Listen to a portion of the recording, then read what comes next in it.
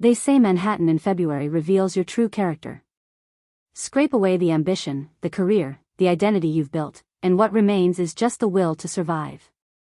That's what I discovered the night I found myself at a desolate bus station with nothing but my nursing credentials and the stubborn pride that kept me from calling anyone who'd say, "I told you so."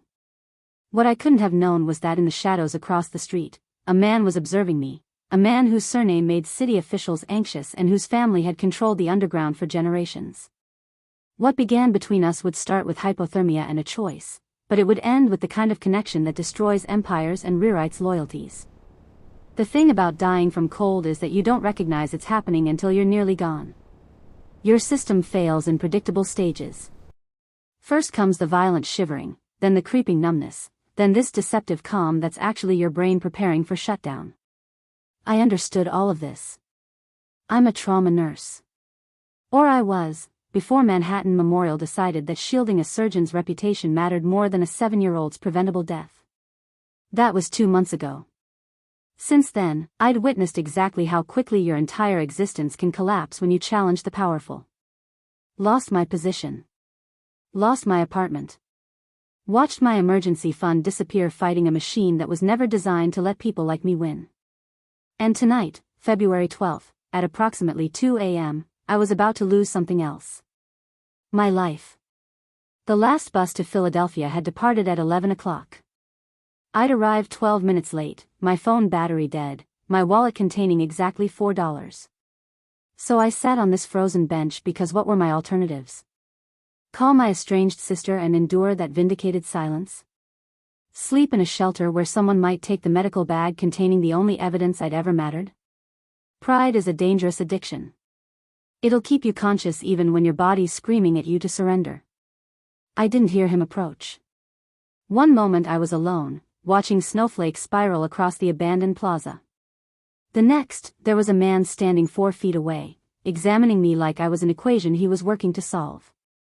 He was older than me, mid-30s, perhaps, with the kind of features that looked sculpted rather than born. Dark hair swept back, darker eyes that missed nothing, wearing a charcoal coat that announced wealth and a suit beneath that whispered authority. Everything about him communicated, not your concern, not your universe. How long have you been sitting here? His voice was quiet, textured with an accent. Italian, I registered. 2nd generation, maybe. Still carrying the melody of it underneath. I'm fine, I managed, though my teeth were chattering so violently it came out as, ah fa. He didn't smile. Didn't step closer. Just continued watching me with this focus that should have felt invasive but somehow felt safe. Your lips are turning blue. Your extremities are trembling. You're exhibiting signs of moderate hypothermia. He tilted his head fractionally. Medical training. I stared at him, confused. How did you? He gestured toward my scrubs, barely visible beneath my inadequate coat. At the hospital ID badge I'd forgotten to remove, still clipped to my pocket. You're a nurse, he said. Which means you know precisely how life-threatening this situation is. He paused, his gaze sharpening. So either you have nowhere to go, or you're too stubborn to go there. Something about the way he said it, no pity, no judgment, just clinical observation, made my throat constrict. Both, I whispered. He nodded once, as if that confirmed something. Then he did something I didn't expect. He turned and walked back toward a black sedan idling at the curb, exhaust rising like smoke signals in the frozen air. For a heartbeat, I thought he was leaving.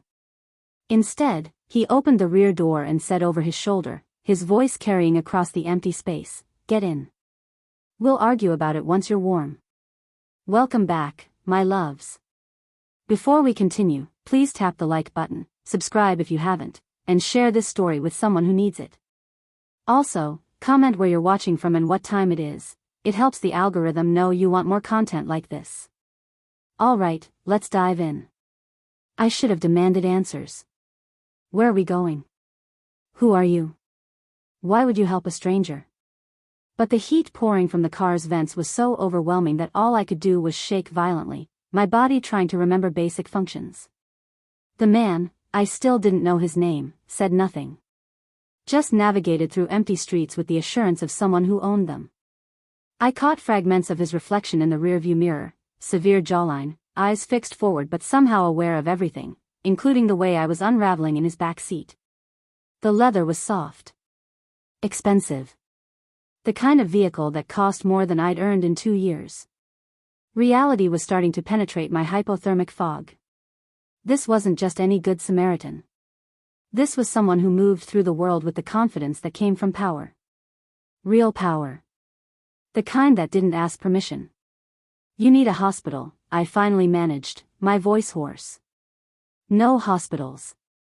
His response was immediate, firm. "Not tonight.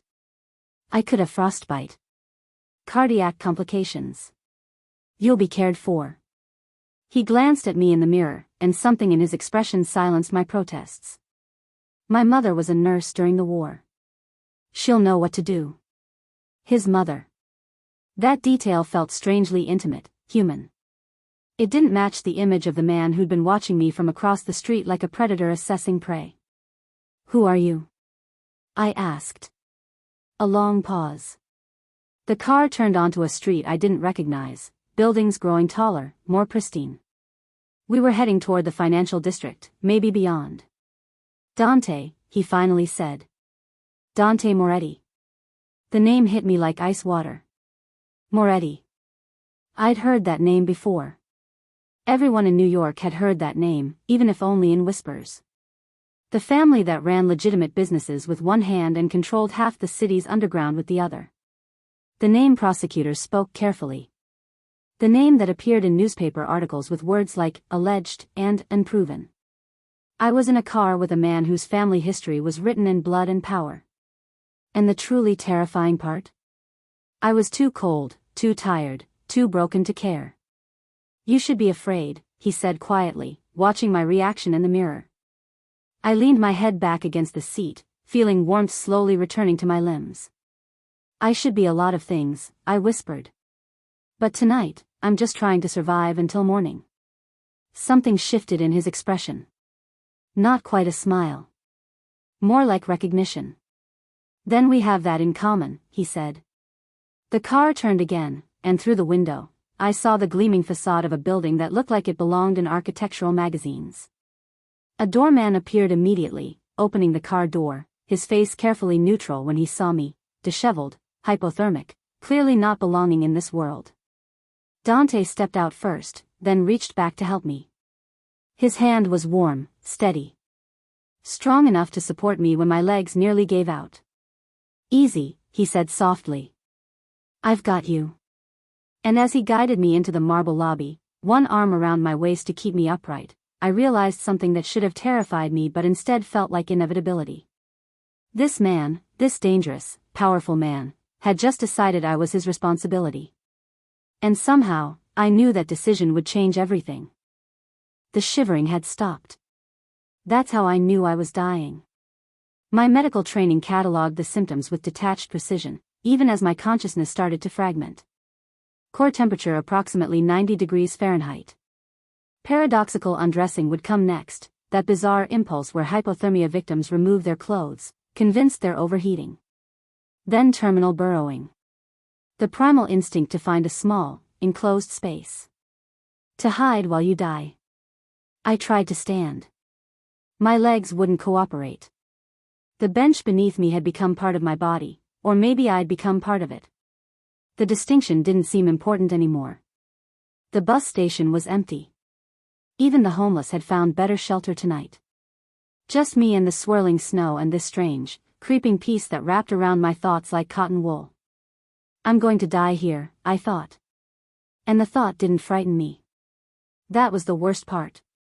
The acceptance. Across the street, through the veil of falling snow, I noticed a car. Black. Expensive.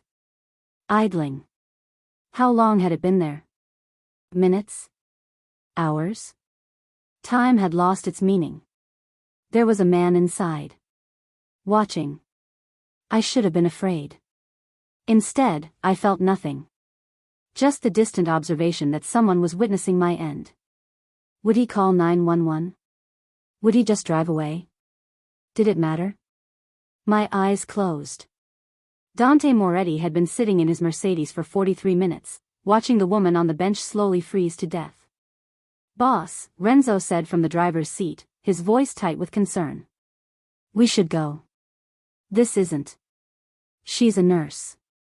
Dante's voice was quiet, almost absent. His eyes never left the figure across the street. So she knows exactly what's happening to her. He leaned forward slightly, watching as her head drooped. And she's choosing it anyway. There was something about her stillness that reminded him of Sophia in those final moments. That same terrible surrender. The difference was Sophia hadn't had a choice. This woman did, and she was choosing death over, what? Pride? Fear? The same system that had killed his niece? "Boss, if she dies and someone connects you two." "She's not going to die." Dante was out of the car before Renzo could protest further, his footsteps silent on the snow-covered pavement. Up close, she was younger than he'd thought. Maybe late 20s. Her hospital badge still clipped to scrubs visible beneath an inadequate coat. Elena Vance, RN. The badge was from Manhattan Memorial. The same hospital where Sophia had died. His jaw tightened. Coincidence? Or fate showing him something? Her lips were blue. Her breathing shallow. When he touched her neck to check her pulse, her skin was ice. "Elena." "Nothing." "Elena, can you hear me?" Her eyes fluttered open. Unfocused. Confused. "I'm fine," she whispered, the words slurred. "Just resting." "You're dying." He slid one arm beneath her knees, the other behind her back. She weighed nothing. "And I'm not going to let that happen." She came alive in his arms halfway across the street, suddenly thrashing with surprising strength for someone in stage 3 hypothermia. "Put me down." Her voice was ragged, panicked. I can't." "Stop fighting." Dante's voice was firm but not harsh as he maneuvered her into the back seat.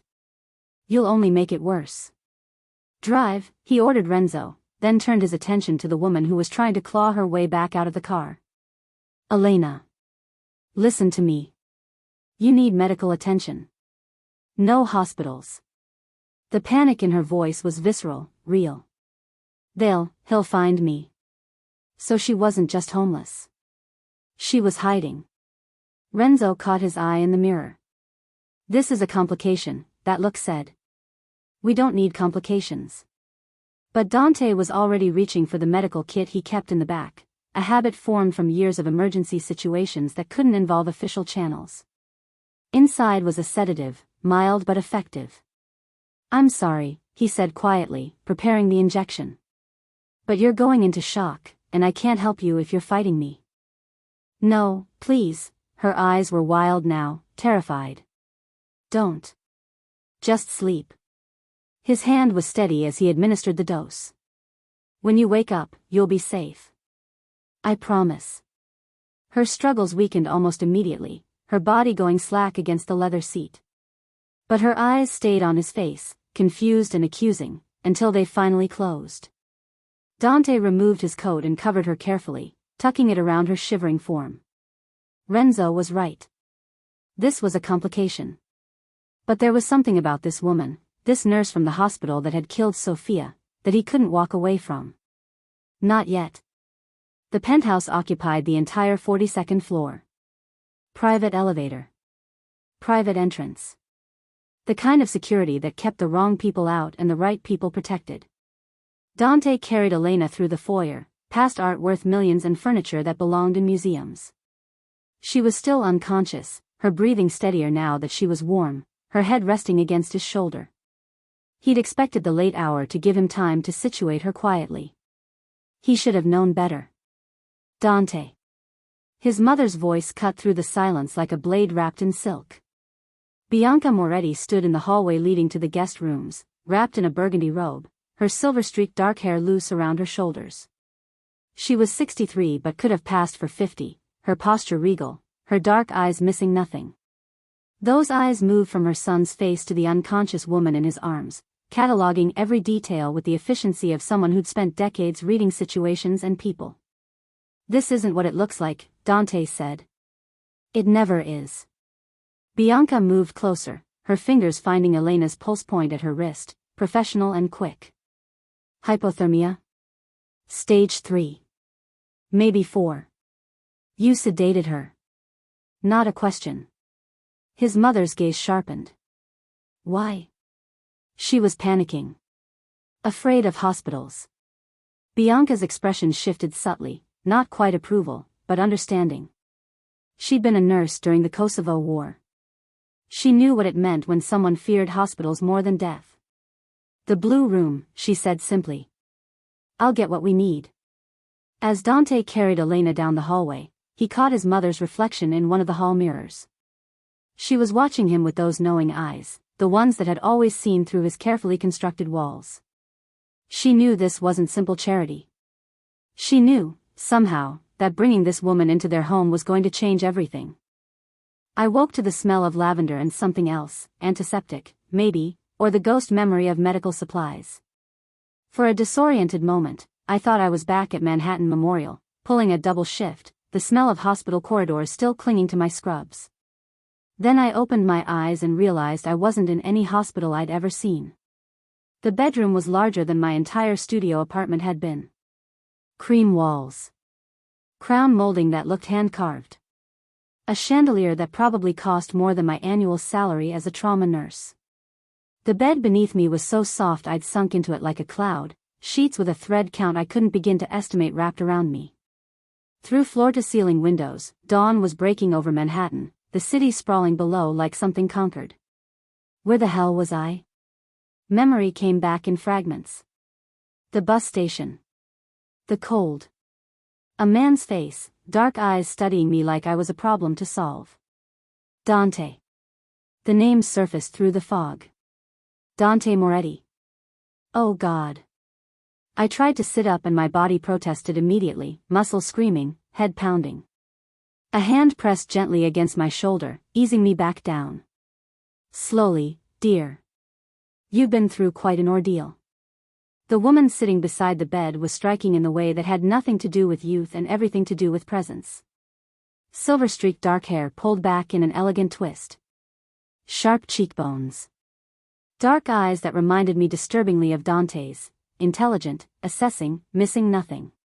She wore a cream cashmere sweater and pearl earrings, the kind of effortless elegance that came from breeding and confidence. "I'm Bianca," she said, her accent softer than her son's but still distinctly Italian. "Bianca Moretti. You're in my home. I need to leave." My voice came out hoarse, damaged. "I shouldn't be here. You nearly died last night." Her tone was matter-of-fact, clinical. "Your core temperature was 89 degrees when Dante brought you in. Do you understand what that means?" "I'm a nurse. I know exactly what it means." Something flickered in her expression. Interest, maybe. She reached for a tray on the nightstand, tea, toast, what looked like medical supplies arranged with the precision of someone who'd done this many times before. "We're a nurse, my son tells me." Past tense. "What happened?" "I don't want to talk about it." "Then we won't."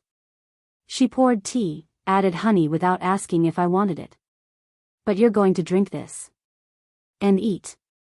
And let me check your vitals. After that, if you still want to leave, no one will stop you." I wanted to argue. To tell her I didn't need help, didn't need charity from people whose last names showed up in the crime section of newspapers. But the tea smelled like heaven, and I couldn't remember the last time I'd eaten anything more substantial than vending machine crackers. Bianca watched me drink with the same clinical assessment I'd used on countless patients. She checked my pulse, my temperature, examined my fingers and toes for frostbite with hands that were skilled and certain. This wasn't a wealthy woman playing nurse. This was someone who knew exactly what she was doing. "Kosovo," she said, catching my expression. "I was a nurse there during the war. Field medicine, mostly. You learn to work with what you have. How did you end up here?" The question slipped out before I could stop it. "I married a man who promised me safety." Her smile was slight, enigmatic. And he kept his promise. Though safety in this world comes with its own complications. I understood what she wasn't saying. The Moretti family. The power. The danger that came with both. Your son shouldn't have brought me here. Why? Because you know who we are? Bianca set down her supplies, her gaze direct. Or because you're running from something and you don't want us asking questions? My throat tightened. Both. Fair enough. She stood, smoothing her sweater with elegant fingers. Then here's my offer. You stay until you're recovered. A week, maybe 2. No questions about your past if you don't ask about ours. You need time to figure out your next move. We have space and resources. It's a practical arrangement. Why would you do that? Because I was you once. Her voice softened slightly. Alone in a city that didn't care if I lived or died. Someone helped me. Now I'm returning the favor. Before I could respond, I noticed him. Dante stood in the doorway, arms crossed, watching our exchange with that same intense focus from last night. He was dressed differently now, dark slacks, a crisp white shirt with the sleeves rolled to his elbows. Without the coat and the shadows, he looked younger. And somehow more dangerous. She's awake, Bianca said without turning around. And stubborn. I like her. That makes one of us, I muttered. His mouth quirked slightly. Not quite a smile. You were dying on a bench last night. This morning you have opinions. I'd say that's improvement. This morning I'm trapped in a stranger's home. You're free to leave. He pushed off the doorframe, moving into the room with that same predatory grace. Though I'd recommend waiting until you can walk without collapsing. He was right, and I hated it. I hated the weakness in my limbs, the way my body betrayed me. Hated that I was in this place, surrounded by luxury I could never afford, dependent on people whose power I could feel in the air like static electricity. Through the open doorway, I saw 2 men in dark suits stationed in the hallway. Security. Real security, not the rent-a-cop kind. One spoke quietly into a radio, his eyes scanning, alert. Downstairs, I could hear voices, more staff, more guards. This wasn't just wealth. This was a fortress. How many people work here? I asked. Enough, Dante replied. Are you always this curious about your rescuers? Are you always this cryptic with people you kidnap? I didn't kidnap you. I saved your life. Without my consent. His expression darkened slightly. Would you have preferred I left you there? The honest answer was I didn't know. Last night, freezing to death had seemed like an acceptable ending. This morning, warm and alive in a room that cost more than everything I'd ever owned, I wasn't sure which fate was worse. Bianca's hand touched my shoulder gently. Rest, Elena. We'll talk more later. As they left, I caught Dante glancing back, his dark eyes unreadable. And I understood with sudden, terrible clarity that I hadn't just been rescued. I'd been collected. The question was why. The scream woke me at 2:47 a.m. I was out of bed before conscious thought kicked in, muscle memory from years of night shifts taking over. The hallway was chaos, controlled chaos, but chaos nonetheless. 2 security guards stood outside Bianca's door, speaking rapidly in Italian, one already on his phone. A housekeeper I'd seen earlier hovered nearby, wringing her hands. What happened? I demanded, pushing past them. Signora Moretti, she collapsed. I didn't wait for the rest. Bianca lay on her bedroom floor, one hand clutching her chest, her face pale and slicked with sweat. Her eyes found mine, wide with pain and something else. Fear. Real fear. Elena, she gasped. Can't breathe. I dropped to my knees beside her, my hands already moving to check her pulse. Rapid. Irregular. Her lips had a faint blue tinge. Has anyone called a doctor? Dr. Romano is on his way, one of the guards said. 20 minutes. 20 minutes. She might not have 20 minutes. Get me aspirin. Now. And tell me where the nearest AED is. The what? Defibrillator. Automated external defibrillator. My voice came out sharper than intended, but I was slipping into trauma mode, that clinical detachment that let you work while the world burned. This is a cardiac event. She needs. Second floor office, the housekeeper said, already moving. I'll get it. I turned back to Bianca, keeping my voice calm, steady. Listen to me. You're having a heart attack. Probably anterior wall MI based on your symptoms. I need you to stay still and try to slow your breathing. Can you do that? She nodded, her hand finding mine and gripping with surprising strength. The aspirin arrived first. I crushed 2 tablets, had her chew them despite her protests about the taste. Every second counted. The AED came next, and I had the pads on her chest within 30 seconds, hands steady despite the adrenaline coursing through my system. Heart rhythm analysis in progress, the automated voice announced. Do not touch the patient. Normal sinus rhythm. No shock advised. Thank God. But she wasn't out of danger. Not by a long shot. I elevated her legs, loosened her clothing, monitored her breathing while firing questions at the guards. When did this start? Any previous cardiac history? What medications was she taking? They answered as best they could, but I could see the uncertainty in their faces. They were trained to handle threats they could shoot or intimidate. This was something else entirely. Where's Dante? I asked. Chicago. Business meeting. We've tried reaching him. Keep trying. I checked Bianca's pulse again.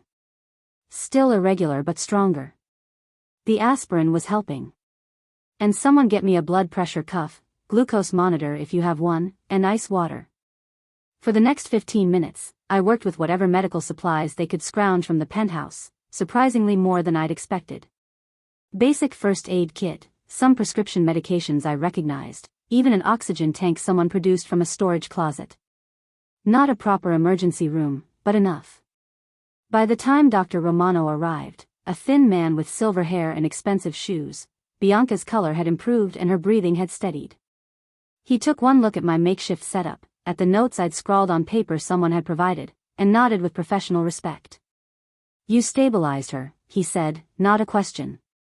I bought you time. I stepped back, suddenly aware of how exhausted I was. My legs were shaking. When had that started? She needs a hospital. Cardiac catheterization, full workup.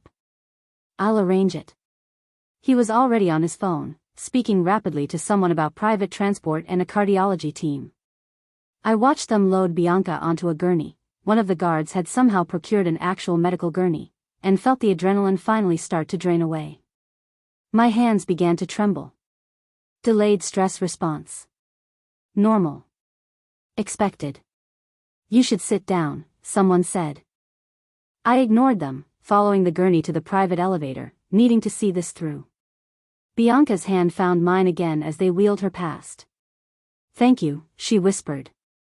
I nodded, unable to speak past the sudden tightness in my throat.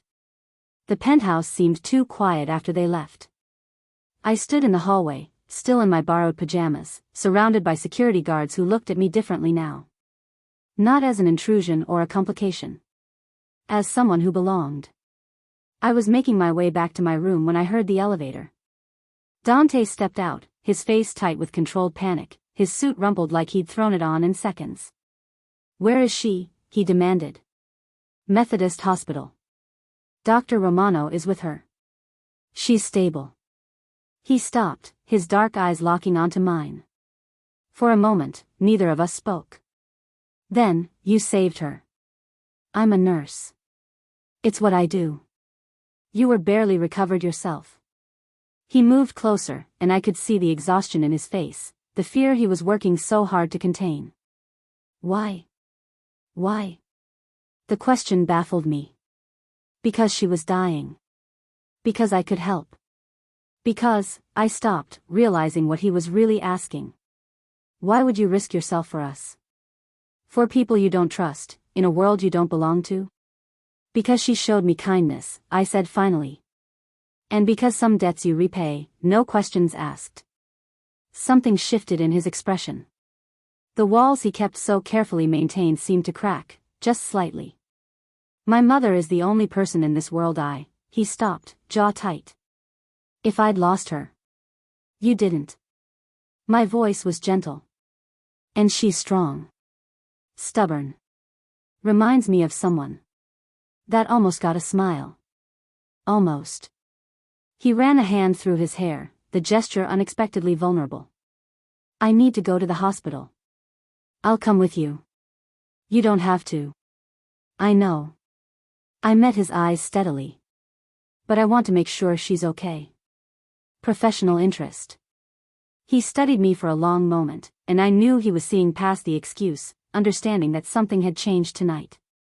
That I'd stopped being a charity case or a complication and become something else entirely. All right, he said finally. Give me 5 minutes to change. As I went to get dressed, I caught my reflection in a hallway mirror. I looked like hell, exhausted, disheveled, still shaking slightly from the adrenaline crash. But for the first time since Manhattan Memorial had destroyed my career, I looked like myself again. Like a nurse. Like someone who mattered. And that, I realized, was more dangerous than anything else in this place. 3 days after Bianca's cardiac episode, I was alone in the penthouse for the first time since arriving. Dante had gone to the hospital for his daily vigil, and the household staff had quietly made themselves scarce, giving me space I hadn't asked for but desperately needed. I should have stayed in my room. Should have respected boundaries. But 3 days of enforced rest had left me restless, and the penthouse was massive enough that curiosity got the better of judgment. I told myself I was just stretching my legs. Getting familiar with the layout in case of another emergency. The lies we tell ourselves are always the most convincing. The West Wing hallway was quieter than the rest of the penthouse, the afternoon light filtering through tall windows in a way that felt almost sacred. Most of the doors were closed, but one stood slightly ajar, and through the gap I could see what looked like bookshelves. A library, maybe. I'd always been drawn to libraries. I pushed the door open and immediately knew I'd made a mistake. This wasn't a library. This was a shrine. The room was small, intimate. One wall was covered floor to ceiling with photographs, all of the same child at different ages. A baby with dark curls and huge brown eyes. A toddler laughing, chocolate smeared across her face. A little girl in a ballet costume, all fierce concentration and tiny grace. And everywhere, that smile, bright, uninhibited, the kind of joy that made you believe the world was good. In the center of the wall hung a larger portrait in an ornate gold frame. The girl was maybe 7, wearing a white dress, her dark hair pulled back with a ribbon. She looked like Bianca. She looked like Dante. She looked like family. Below the portrait, on a small marble shelf, sat a memorial plaque.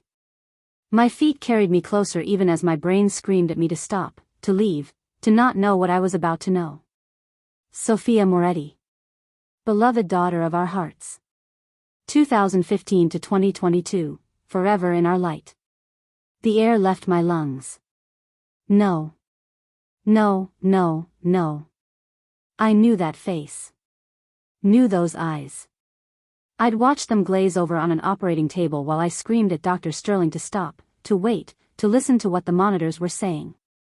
I'd held that small hand while her vitals crashed and a negligent surgeon blamed everyone but himself for the catastrophic bleed he'd caused. Sophia Moretti. The child I'd tried to save. The case that had destroyed my career. The reason I'd been blacklisted, fired, left homeless and broken. She was Dante's niece. Bianca's granddaughter. The beloved child whose death had been covered up, whose memory I'd carried like a stone in my chest for 2 years. And I'd been living in her family's home. Eating their food. Accepting their protection. While they had no idea who I really was. I was going to be sick. I backed away from the photographs, my hand over my mouth, trying to breathe through the panic. I had to leave. Had to get out before they found out, before Dante realized that the woman he'd saved was the same nurse who'd failed his family, who'd been painted as unstable and vindictive by the hospital's lawyers. I ran back to my room, grabbing the few belongings I'd accumulated, shoving them into the plastic bag someone had given me for my original clothes. My hands were shaking so badly I could barely grip anything. 3 days. I'd been here 3 days, and it had felt like safety, like maybe I could breathe again. But it was all built on a lie I hadn't even known I was telling. Going somewhere? I spun around. Dante stood in the doorway, still in the clothes he'd worn to the hospital, his expression unreadable. He looked tired, older than his years, but his eyes were sharp as they took in the packed bag, my panicked stance. I need to leave. My voice came out strangled. I should never have stayed this long. My mother is asking for you. She wants to thank you properly for. I can't. I moved toward the door, but he didn't budge. Please, just let me go. Why? He stepped into the room, closing the door behind him with a quiet click that felt like a jail cell slamming shut. Yesterday you were fine. Today you're running. What changed? Nothing. Everything. I can't be here. That's not an answer. His voice was dangerously calm. What happened between this morning and now? I couldn't tell him. Couldn't watch his face change when he realized who I was, what I represented. The nurse who'd failed to save Sophia. The whistleblower who'd accused their surgeon of malpractice. The reason the hospital had fought so hard to bury the truth. Elena. He moved closer, and I backed up until I hit the bed. Talk to me. You don't understand. Then make me understand. Something flickered in his expression. Not anger. Worse. Concern. Whatever it is, we can. I was there. The words exploded out of me, sharp and desperate. 2 years ago. Manhattan Memorial. The pediatric surgery that went wrong. I was there. The silence that followed was suffocating. I watched realization dawn in his eyes, watched him put the pieces together. The hospital badge. My fear of hospitals. The incident that had destroyed my career. Me. Sophia, he said, and the way he said her name, broken, raw, nearly killed me. I tried to stop it. Tears were streaming down my face now, hot and ashamed. I told Dr. Sterling the vitals were wrong, that something wasn't right, but he wouldn't listen. And then she started hemorrhaging, and by the time they got me out of the OR.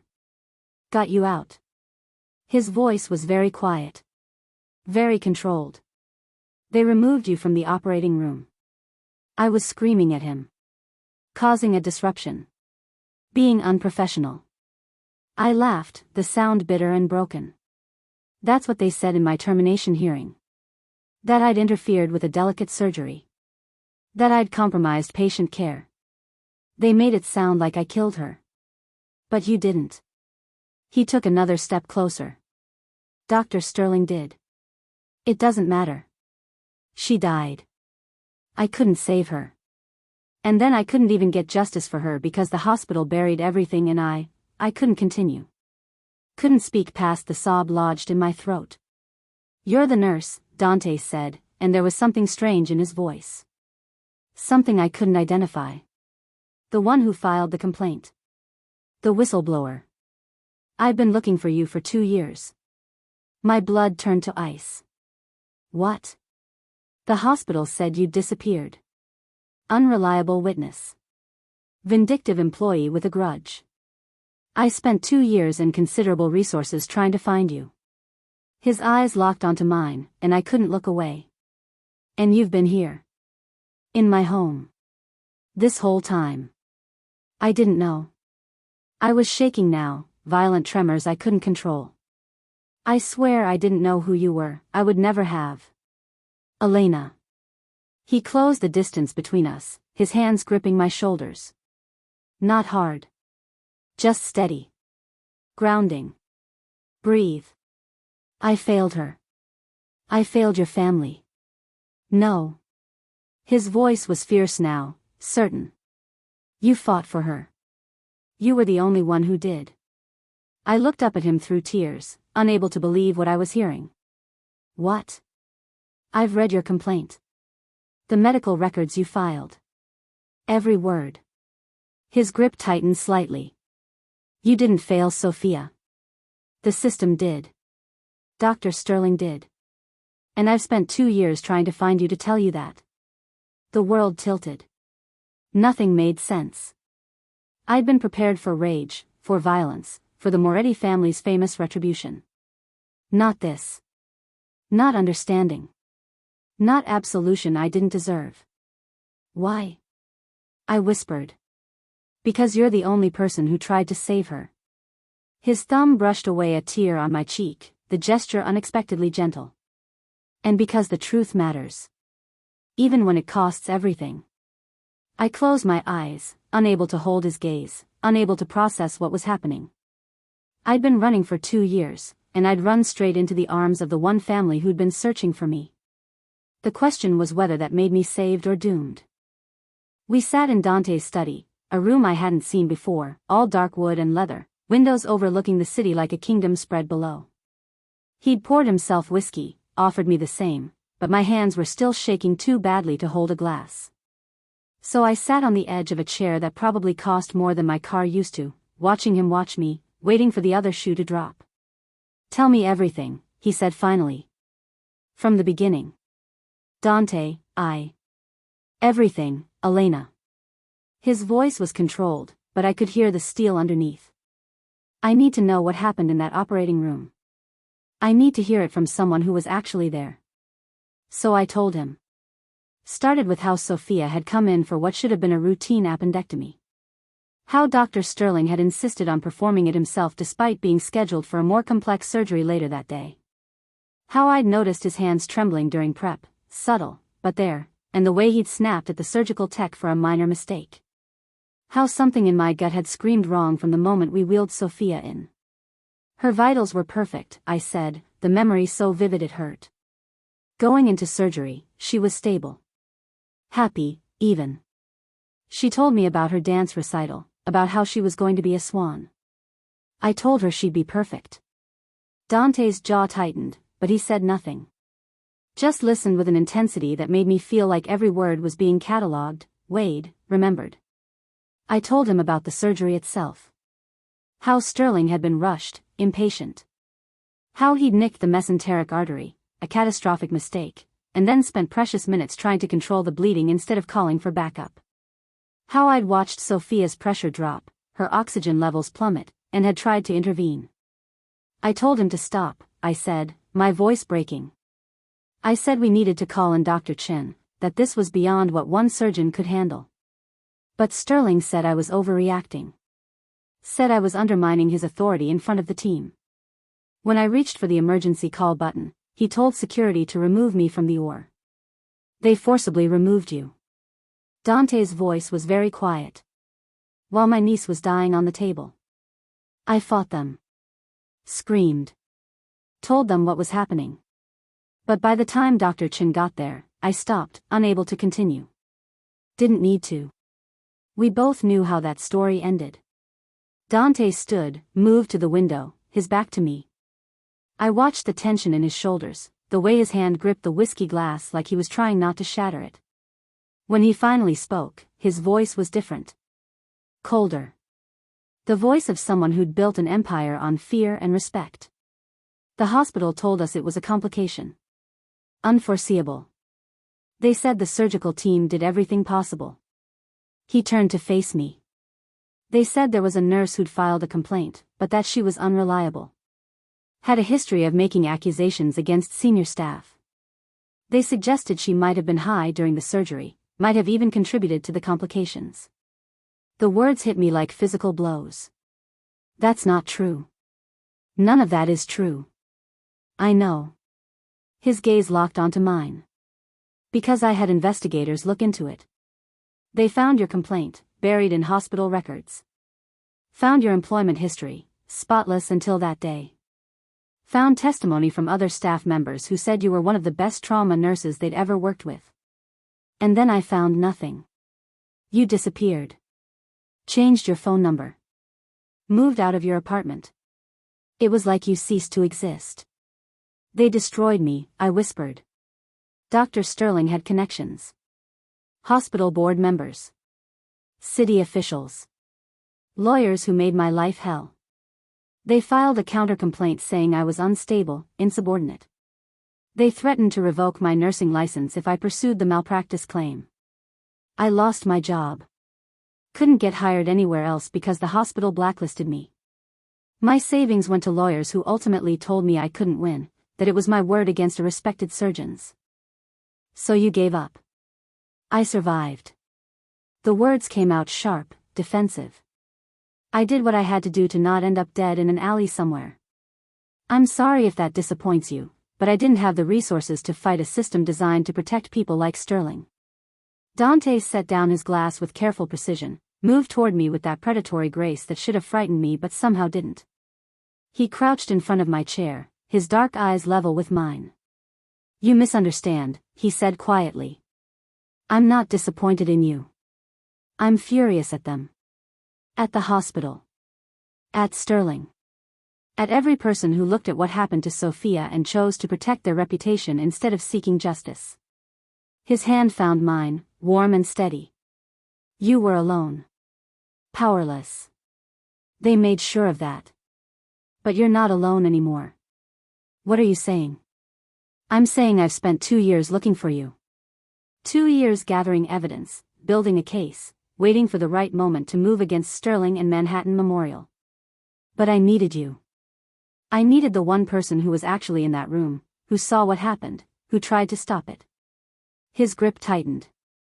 I need your testimony, Elena. Your truth. And in exchange, I'll give you what they took from you. Which is justice. Vindication. The chance to make sure Sterling never touches another patient. He paused, something shifting in his expression. And protection. Because when we move against them, they'll come after you again. But this time, you won't be alone. I should have said no. Should have recognized the danger in aligning myself with a man like Dante Moretti, whose methods for obtaining justice probably involved things I didn't want to know about.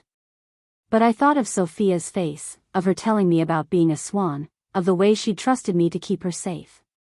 And I thought of all the other children who might end up on Sterling's table, who might suffer because I'd been too afraid to fight back.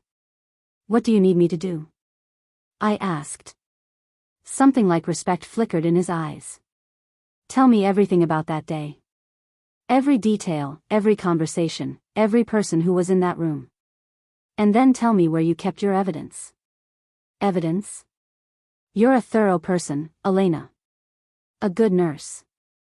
You documented what happened, didn't you? Before they could bury it completely. I had. Copies of medical records, my own detailed notes, photographs I'd taken of my complaint before submitting it.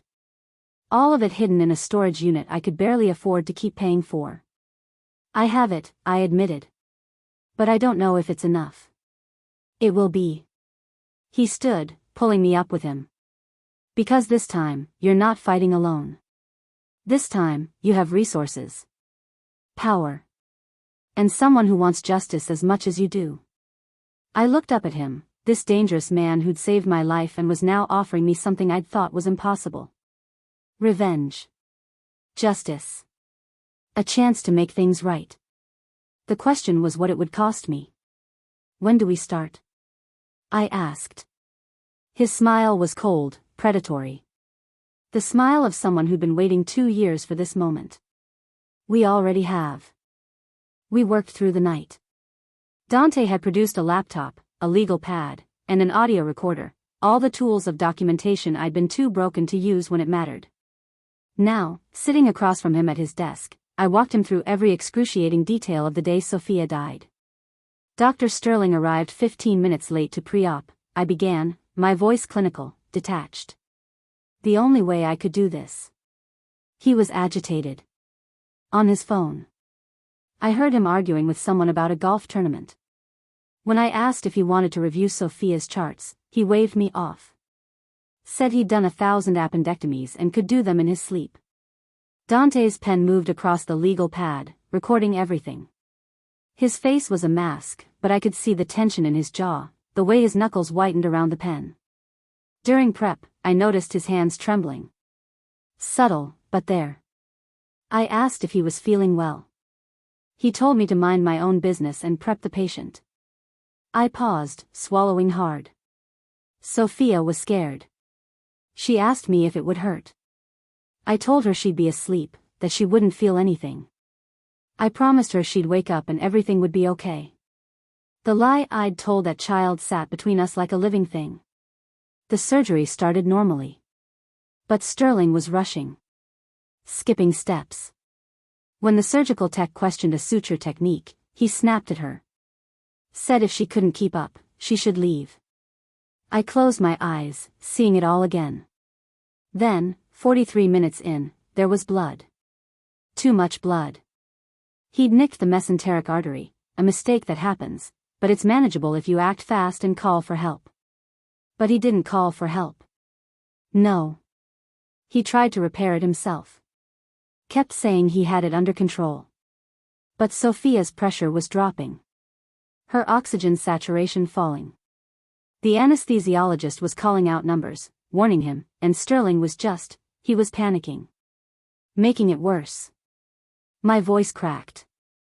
I told him to stop. Told him we needed Dr. Chen from vascular. He ignored me. So I reached for the emergency call button. That's when he had you removed. He screamed at me. Said I was interfering, that I was causing a complication by distracting him. Security came. They dragged me out while I was trying to explain what was happening. Tears were streaming down my face now, hot and unstoppable. I could hear the monitors from the hallway. Could hear them coding her. By the time Dr. Chen arrived, Sophia had been without adequate perfusion for too long. Even if they'd saved her, the damage. I couldn't finish. Didn't need to. Dante set down his pen very carefully, his hands flat on the desk. What happened after? They told me to go home. Said there'd be an internal review. 3 days later, I was called into a meeting with hospital administration and their legal team. They had prepared a narrative. Complications happen, the surgical team did everything possible, and I had overreacted due to inexperience with pediatric trauma. I laughed bitterly. I'd worked pediatric trauma for 5 years. But suddenly I was inexperienced, emotional, possibly unstable. You filed a formal complaint. I did everything by the book. Documented every inconsistency, every protocol Sterling had violated. I submitted it with a request for a full investigation. I met his eyes. They fired me 2 weeks later. Said I'd violated patient confidentiality by discussing the case with unauthorized personnel. It wasn't true, but they had lawyers who could make it sound true. Then Sterling filed a counter-complaint accusing me of contributing to the complications through my disruptive behavior. And the medical records? I'd made copies before I filed the complaint. I knew they'd disappear or be altered. I was right. When my lawyers tried to subpoena them, half the documentation was missing or had been corrected. I pulled out my phone, pulled up the photo of a key. Storage unit. North Bergen. Unit 237. I've been paying month to month, but I'm 3 months behind. They're going to auction it off in 2 weeks if I don't come up with the money. Dante's expression shifted. How much? It doesn't matter. I can't. How much, Elena? $900. The shame of admitting it, of being so close to losing the only proof I had, made my voice small. He picked up his phone, made a call. Renzo. I need you to handle something. Storage facility, North Bergen, Unit 237. Pay whatever's owed plus 6 months in advance. Tonight. He paused. Because I said so. Make it happen. He ended the call, but I was staring at him, stunned. You can't just. I can. I did. He stood, moved around the desk until he was standing in front of me. You kept the evidence. For 2 years, you held onto it even though it cost you everything. Even though you had every reason to burn it and move on. Why? Because it was the only thing that proved I wasn't crazy. That I hadn't imagined what happened. I looked up at him, vision blurred with tears. And because Sophia deserved better than being erased. Something broke in his expression. For a moment, the mask slipped completely, and I saw a raw grief underneath, the kind that doesn't heal, just scars over. His eyes filled with tears he was fighting to control. You tried to save her, he said, his voice rough. While everyone else was protecting themselves, their careers, their reputations, you tried to save her. I failed. No. He crouched in front of me, his hands finding mine. Sterling failed her. The hospital failed her. The system failed her. You were the only person in that room who fought for my niece when it mattered. The only one who told the truth even when it destroyed you. A tear slipped down his cheek, and he didn't bother to wipe it away. You didn't fail Sophia. You honored her.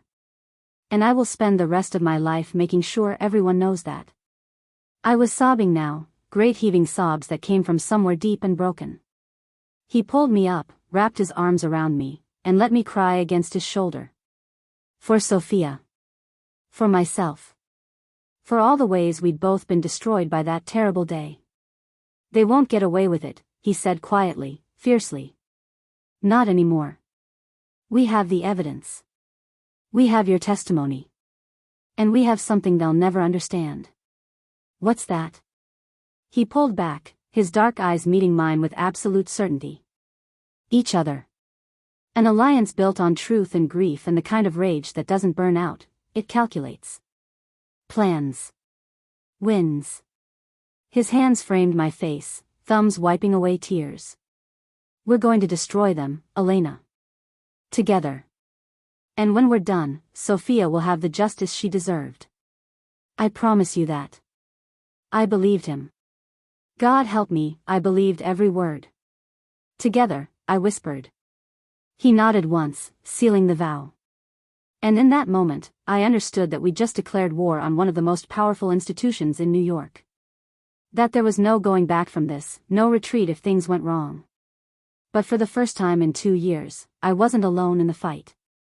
For the first time since Sophia died, I felt like maybe, just maybe, I could win. The boxes arrived at dawn. 3 of them, unmarked, carried by Renzo and another guard whose name I hadn't learned.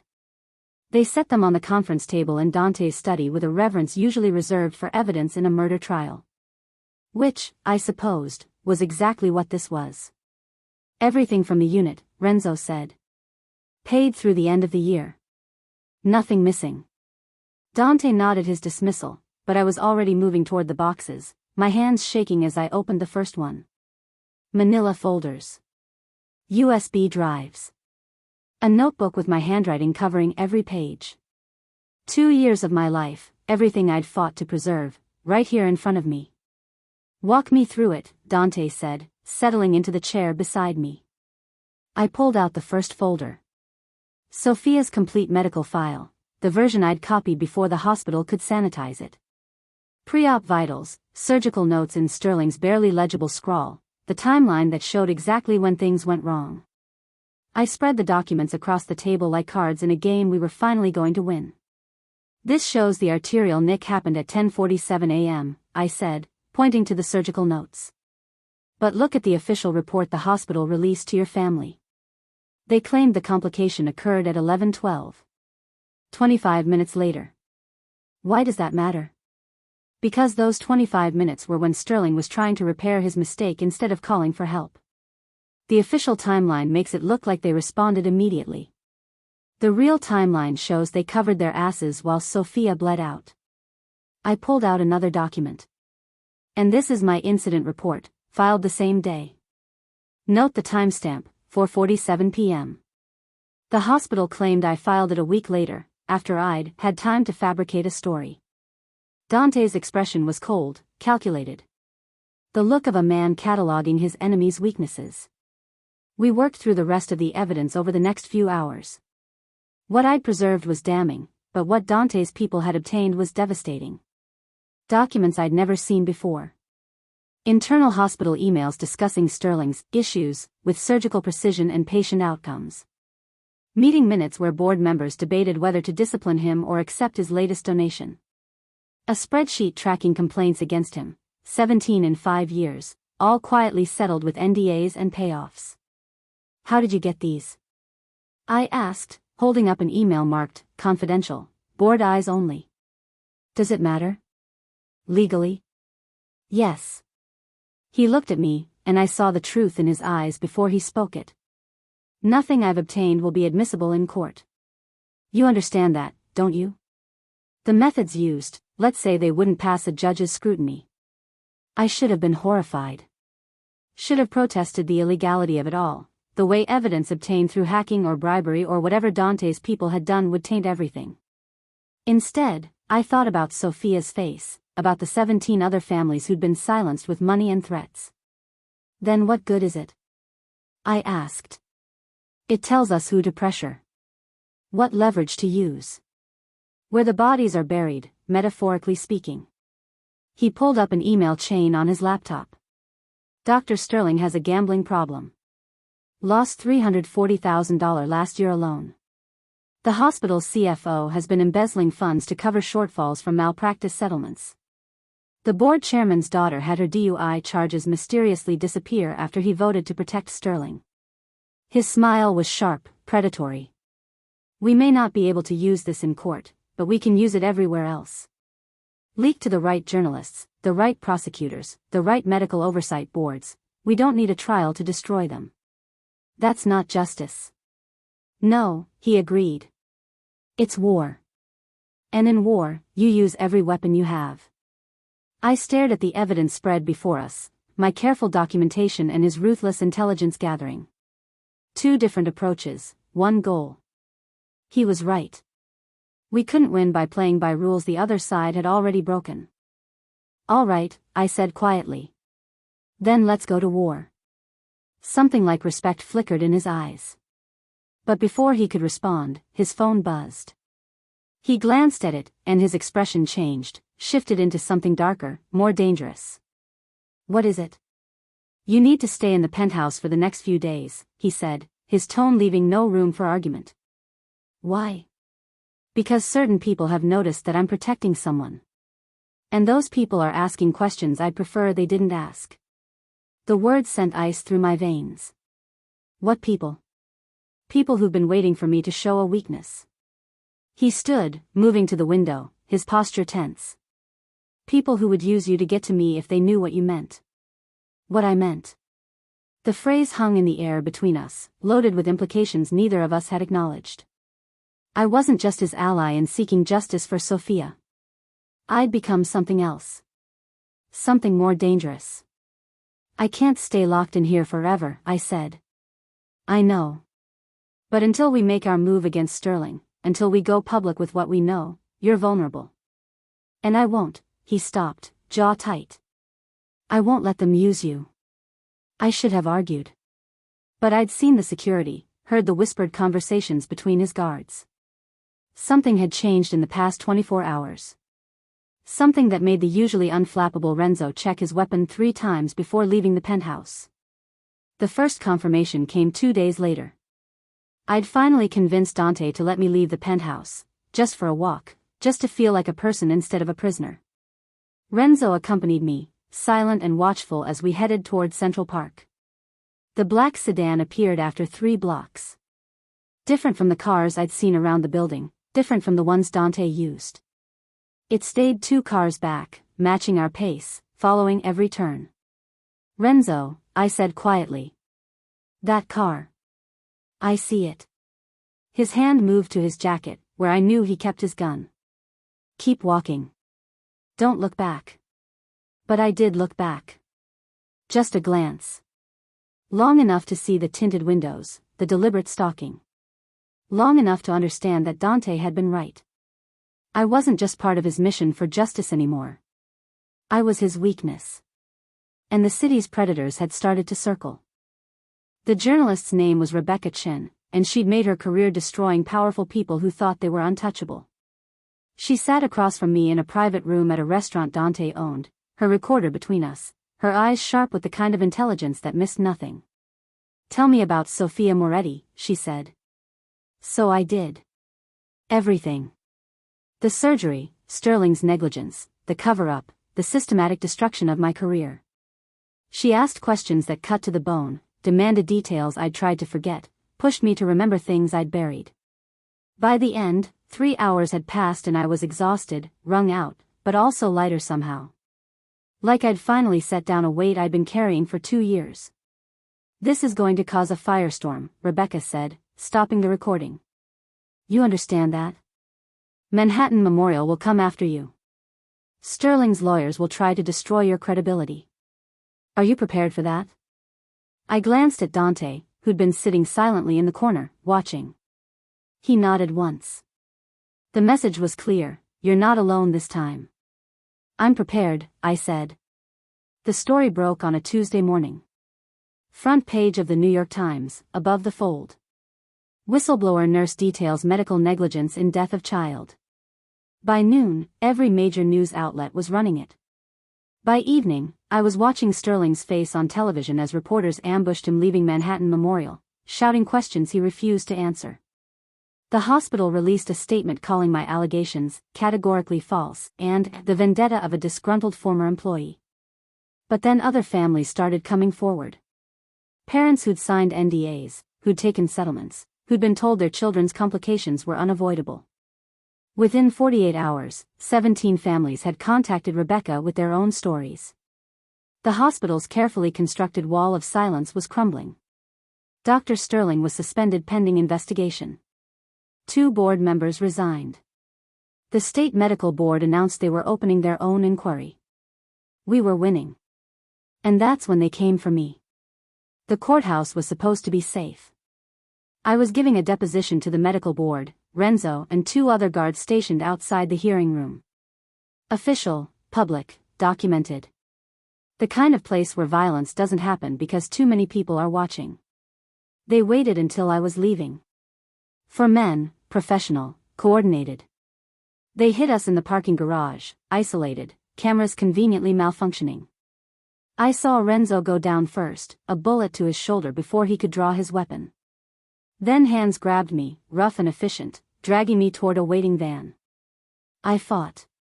Every self-defense technique I'd learned, every dirty trick from years working in emergency rooms.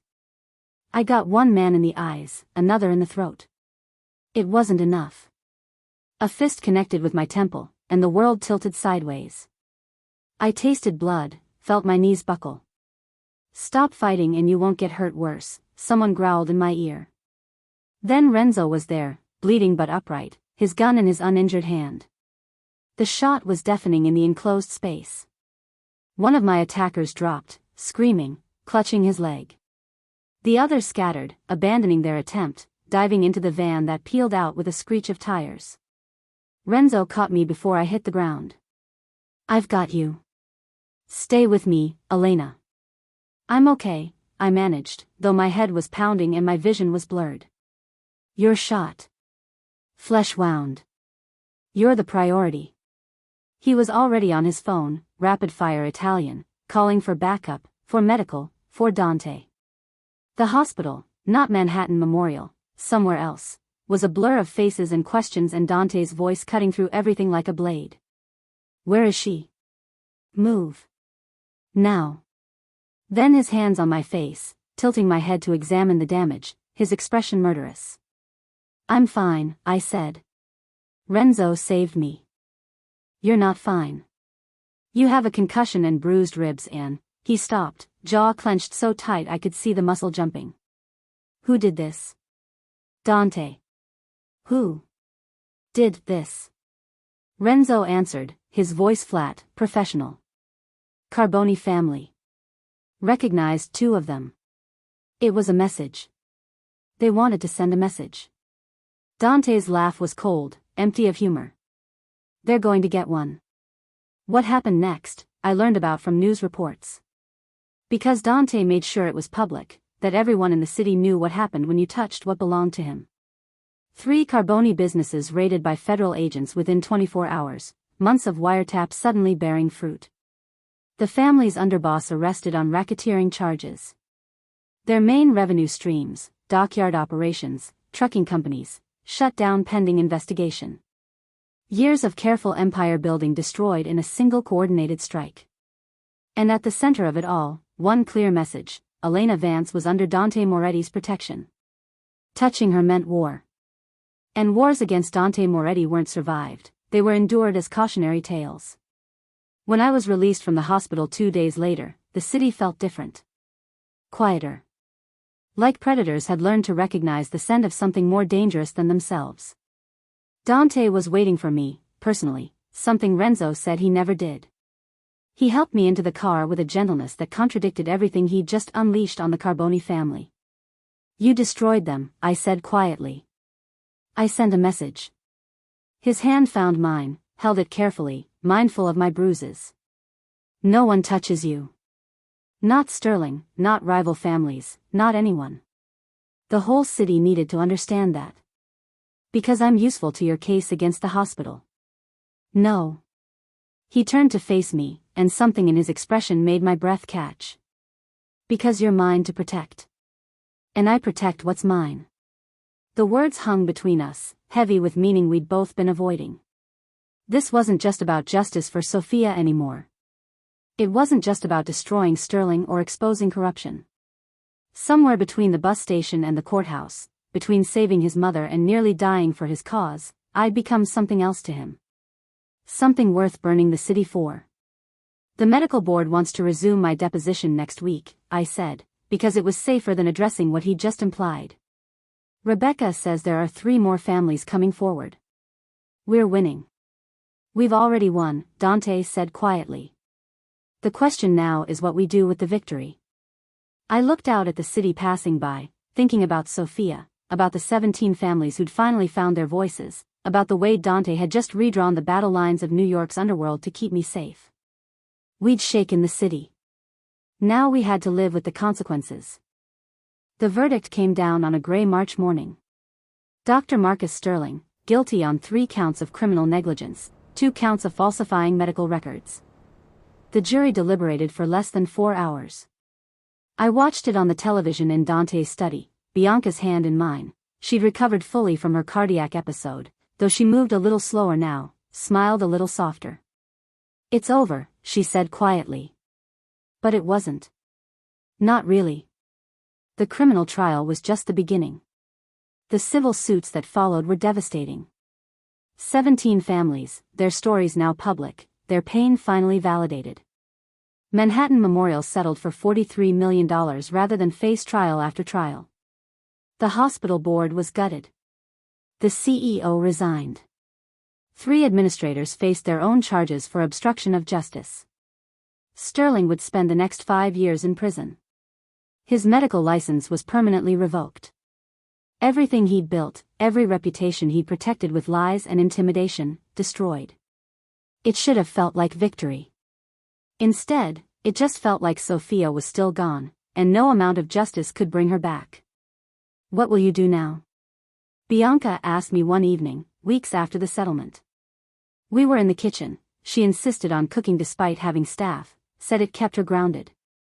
I was chopping vegetables, falling into the comfortable rhythm we developed over months of shared meals and quiet conversations. "I don't know," I admitted. "I got my nursing license reinstated. But I'm not sure I can go back to a hospital. Not after everything." "Then don't." She glanced at me, that knowing look she'd perfected. "Do something different."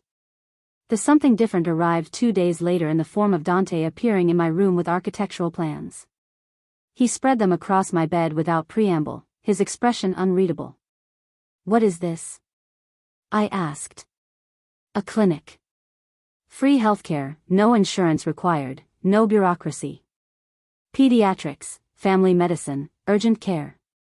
Full staff, top equipment, everything you'd need." He pointed to a line item. "Director position. If you want it."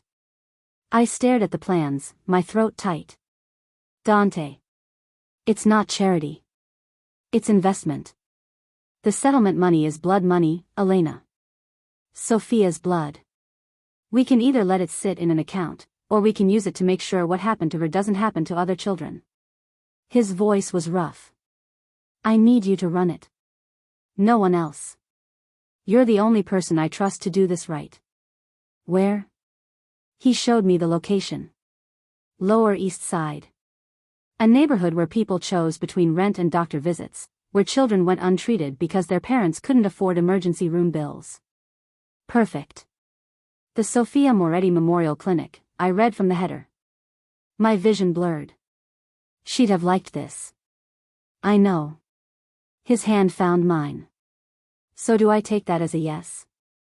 I looked up at him, this man who'd saved my life and let me save his, who'd declared war on corruption and won, who'd shown me that power could be wielded for something other than self-interest.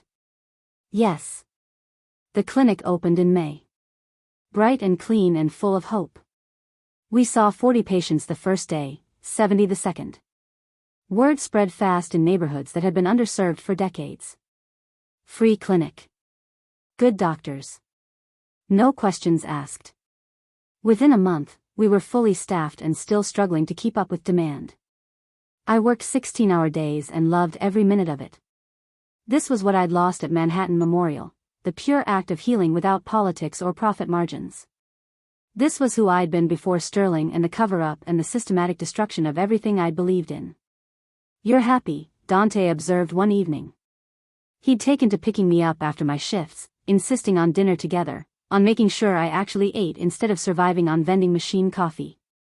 I am, I said, and realized it was true. For the first time in years, I'm actually happy. Good. He pulled the car over, and I recognized the street. The bus station. The bench where he'd found me freezing to death felt like a lifetime ago. I want to show you something. We got out, and I realized it was snowing. Just light flurries, nothing like that terrible February night, but enough to make the city look clean and new. Dante led me to the bench, but we didn't sit. Just stood there, looking at the spot where my old life had ended. I think about that night a lot, he said quietly. About what would have happened if I'd driven past. If I'd decided you weren't my problem. You'd have one less complication in your life. I'd have no life worth living. He turned to face me, his dark eyes intense. You saved my mother. You fought for my niece when no one else would. You walked into war beside me when you had every reason to run. You're not a complication, Elena. You're the best decision I've ever made. My breath caught. We'd been dancing around this for months, the way he looked at me, the way I caught myself looking for him in every room. The way his touch lingered, the way my heart raced when he was near. But neither of us had been ready to name it, to make it real. Dante. I love you. The words were simple, direct. I'm not good at this. I don't know how to be gentle or romantic. But I know I love you, and I know I want you in my life. Not as an obligation or a debt. But as a choice. My choice. I reached up, touched his face, felt the tension in his jaw. I love you too. Even though you're impossible and overprotective and you solved my storage unit problem by probably bribing someone. Definitely bribing someone, he confirmed, and there was that almost smile I'd come to treasure. We're a mess, I said. Two broken people who found each other at the worst possible time. Maybe that's when we needed each other most. He pulled me closer, his forehead resting against mine. I'm not going to promise this will be easy. My world is complicated. Dangerous sometimes. But I promise I'll keep you safe. I promise I'll never lie to you.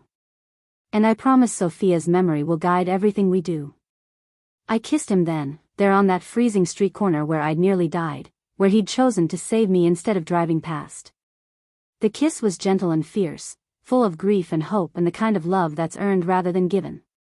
When we finally pulled apart, he took my hand, and we walked back to the car together. Not rescuer and rescued anymore. Not even just allies. But partners. Two people who'd been forged in tragedy and emerged stronger, who'd learned that accepting help wasn't weakness and that power meant nothing without purpose. The city stretched around us, cold and beautiful and full of possibility. Sophia's clinic would open again tomorrow. Sterling would serve another day of his sentence. The families we'd fought for would heal, slowly, imperfectly. And Elena Vance, former ghost, former victim, would walk through the world with her head high, no longer running from her past but carrying it forward as proof of survival. I wasn't the woman who'd frozen on that bench. But I was grateful to her for holding on long enough to be saved. Because being saved, I'd learned, was just the beginning of learning how to live. If you stayed until the end, thank you. Some stories aren't just meant to entertain, they're meant to remind us that one choice can change everything. If this story moved you, tap like, subscribe, and share it with someone who needs it. I'll see you in the next story.